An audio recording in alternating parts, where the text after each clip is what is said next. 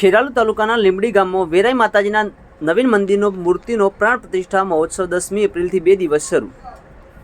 લીંબડી ગામમાં પરમાર પરિવાર અને ગામ લોકોના સહયોગથી અને બાબુજી ઠાકોર સહિતના દાતાશ્રીના સહયોગથી શરૂ થયો આ પ્રાણ પ્રતિષ્ઠા મહોત્સવ 11મી એપ્રિલ સન્માન સમારોહ સાથે મંદિરનો પ્રાણ પ્રતિષ્ઠા મહોત્સવ રંગેચંગે ઉજવણી કરવામાં આવી રહી છે. કોંગ્રેસના અગ્રણી નગરસેવક ઉમર ફારૂક સિંધી સહિત જાગૃત પત્રકાર ફારૂક મેમણ ખેરાલુએ પણ અહીં હાજરી આપી. લીંબડી ગામમાં પ્રસંગે સિદ્ધપુરના પૂર્વ ધારાસભ્ય ચંદનજી ઠાકોર સહિત અનેક આગેવાનો હાજર રહ્યા.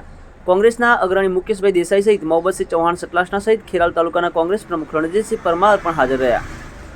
વડનગર તાલુકા કોંગ્રેસ પ્રમુખ ડોક્ટર જયસિંહ ઠાકોર સહિત ડેલિગેટ નુરભાઈ મોમીન અને મોમીન અબ્દુલભાઈ ગાયકવાડ સહિત ઠાકોરસિંહના વિજાપુરના પ્રમુખ રણજીતસિંહ ઠાકોર સહિત હિંમતસિંહ સરપંચ સહિત આગેવાનો સ્ટેજ પર હાજર રહ્યા.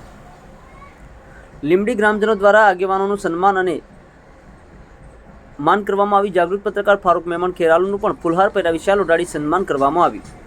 મુકેશભાઈ દેસાઈ સહિત ચૌહાણ મોહબ્બતસિંહ સહિત પ્રમુખ સ્થાને ચંદનજી ઠાકોરે ધારદાર પ્રવચનો કર્યા હતા. પૂર્વ ધારાસભ્ય અને બામાશા ચંદનજી ઠાકોરે વ્યસન મુક્તિ કરવા ટેગ લેવા માટે પણ અહીં ખાસ અનુબોધન કર્યું હતું.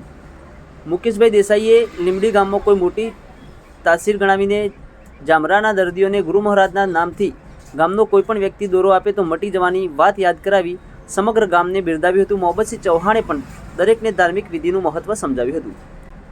કાર્યક્રમનું સફળ સંચાલન રમેશજી બાબુજી ઠાકોરની સૂચના મુજબ લક્ષ્મણજી ઠાકોર અને મુકેશભાઈ લીંબાજીયાએ કર્યું હતું. ગામ લોકો સહિત મહેમાનો માટે 2 દિવસ ભોજનની પણ અહીં ખાસ વ્યવસ્થા કરવામાં આવી હતી. Online TV news Farooq Memon Kheralu.